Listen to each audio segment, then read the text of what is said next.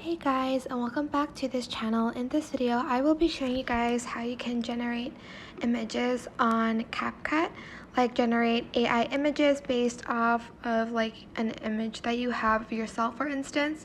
So as you can see, there is an AI images button here. You have to make sure you have the pro version, and you also have to update your app to the latest version. Select AI images. Then you're going to select the picture and you're going to enter the prompts. You can also adjust the intensity, and I have 4 free uses left, so I'm just going to select these prompts. You can change it to anything you want, maybe like Barbie or something, I don't know. Select generate, and there you have it. Apparently deleted one of the person, but like that's okay, this is just an example. But here you can save it on the top right corner of your screen. There's like the before and after, and that is it.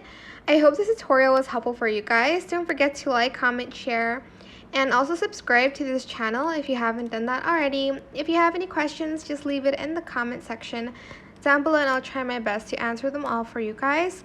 And if you found this video helpful, please click the thanks button above the description box down below. Thank you so much for watching. Bye!